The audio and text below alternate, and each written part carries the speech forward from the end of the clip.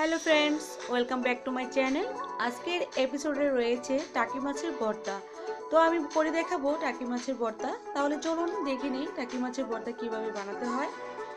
এখানে আমি টাকি মাছ নিয়েছি 4-5টি, ধুয়ে পরিষ্কার করে ঠিক এরকম করে কেটে আমি হলুদ আর লবণ দিয়ে মেখে নিয়েছি। এখন আমরা ভাজতে চলে যাব মাছ। ঠিক এরকম করে একটু গায়ের মধ্যে ভালোভাবে মিক্সড করে নিতে হবে হলুদ আর লবণ।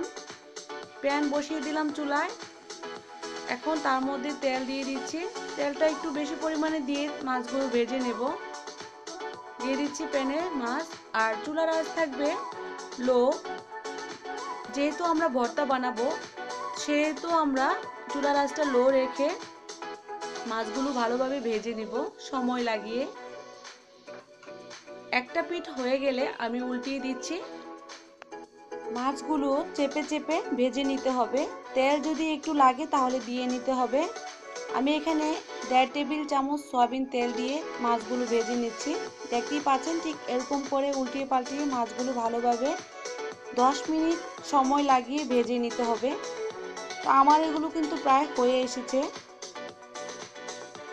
তো এর মধ্যে আমি কিছু শুকনো মরিচ টেলে নেব। দিয়ে দিচ্ছি আমি প্যানের সাইড দিয়ে শুকনো মরিচগুলো এখানে টেলে নিচ্ছি। ভর্তা বানানোর জন্য আমি মরিচগুলো টেলে নিচ্ছি আর মাছগুলো নামিয়ে নিচ্ছি। হয়ে গিয়েছে কিন্তু মাছ ভাজা। এই মাছগুলো একটু ঠান্ডা হয়ে আসলে আমরা কাঁটাগুলো বেছে নেব, মাছ থেকে আলাদা করে নেব কাঁটা আর মাছ, যেহেতু ভর্তা বানাবো। এখন আমি মাছের কাঁটাগুলো বেছে, দেখতেই পাচ্ছেন অনেকগুলো মাছ বের করে নিয়েছি কাঁটা থেকে। তো এখানে ধনিয়া পাতা, পেঁয়াজ আর শুকনো মরিচ নিয়েছি ভর্তা বানানোর জন্য। তার মধ্যে আমি দিয়ে দিচ্ছি স্বাদ মতো লবণ। মাছেও কিন্তু লবণ দিয়েছি ভাজার সময়, তো সেই অনুপাতে লবণটা দিয়েছি। সরিষার তেল দিয়ে দিচ্ছি 1 টেবিল চামচ। এখন মরিচ আর সরিষার তেল লবণ একসঙ্গে আমরা একটু মিক্সড করে নিব। মরিচগুলো ভেঙে ঠিক এই পজিশনে নিয়ে আসব।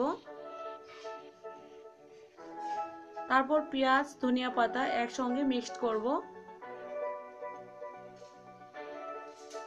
মিক্সড করা হয়ে গেলে যে মাছগুলো আমি কাটা ছাড়িয়ে রেখেছিলাম মাছগুলো ঠিক এভাবে কষলিয়ে নেব ভর্তা বানানোর জন্য।